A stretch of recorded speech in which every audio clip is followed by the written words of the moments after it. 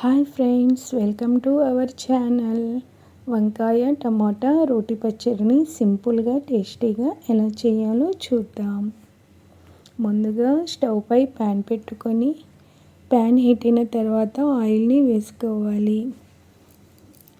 Oil heat అయిన తర్వాత పచ్చిమిర్చి ముక్కలను వేసుకొని ఒకసారి కలుపుకొని మూతని పెట్టుకొని ఒక 3 నిమిషాల వరకు ఫ్రై చేసుకోవాలి.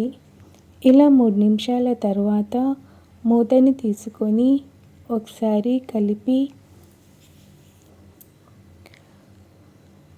జీలకర్రను వేసుకొని ఈ జీలకర్రను కూడా ఫ్రై చేసుకోవాలి. ఇలా ఫ్రై అయిన తర్వాత ఈ పచ్చిమిర్చి ముక్కలను ఒక ప్లేట్లో తీసుకొని పక్కన పెట్టుకోవాలి. అదే ప్యాన్లో ఇంకొంచెం ఆయిల్ని వేసుకొని వంకాయ ముక్కలను వేసుకొని ఒకసారి కలిపి మూతని పెట్టుకొని ఒక 5 నిమిషాల వరకు సిమ్లో మగ్గించుకోవాలి. ఇలా 5 నిమిషాల తర్వాత మూతని తీసుకొని ఒకసారి కలిపి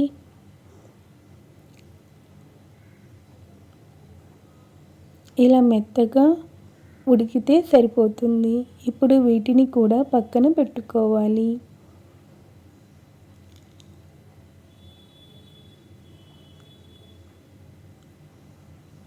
అదే ప్యాన్లో టమాటా ముక్కలను వేసుకొని ఒకసారి కలుపుకొని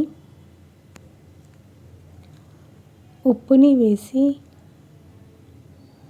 మూతని పెట్టుకొని సిమ్లో ఒక 5 నిమిషాల వరకు మగ్గించుకోవాలి.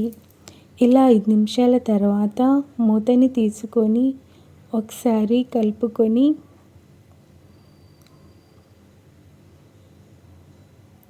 చింతపండుని వేసుకొని ఒకసారి కలిపి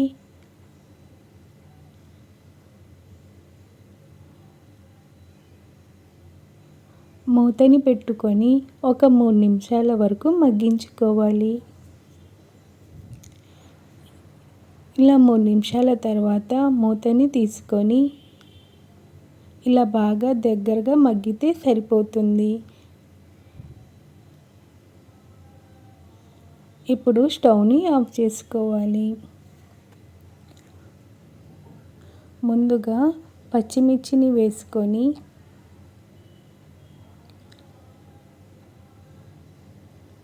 ఈ పచ్చిమిర్చిని మెత్తగా నూరుకోవాలి.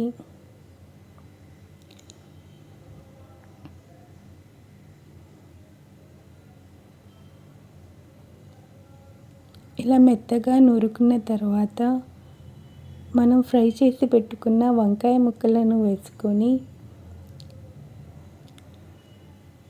కొంచెం ఉప్పుని వేసి ఈ వంకాయ ముక్కలను కూడా మెత్తగా నూరుకోవాలి.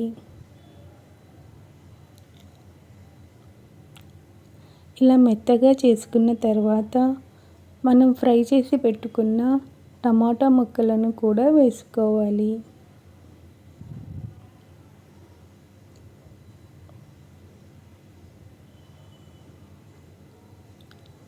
ఈ టమాటా ముక్కలను కూడా మెత్తగా నూరుకోవాలి.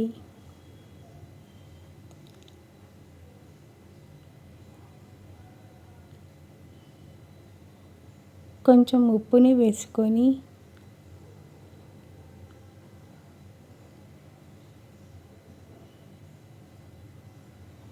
ఇలా మెత్తగా నూరుకోవాలి. ఇప్పుడు వెల్లుల్లిపాయలను వేసుకొని ఇలా దంచుకొని ఈ పచ్చళ్ళలో కలుపుకోవాలి.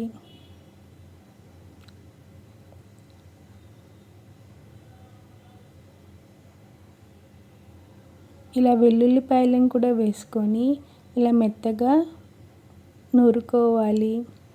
లాస్ట్లో కొంచెం కొత్తిమీరను వేసుకొని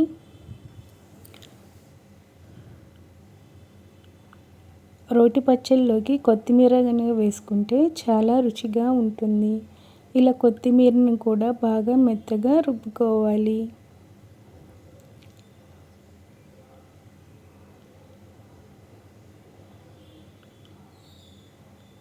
ఇలా మెత్తగా నూరుకున్న తర్వాత ఈ పచ్చడిని ఒక బౌల్లో తీసుకోవాలి.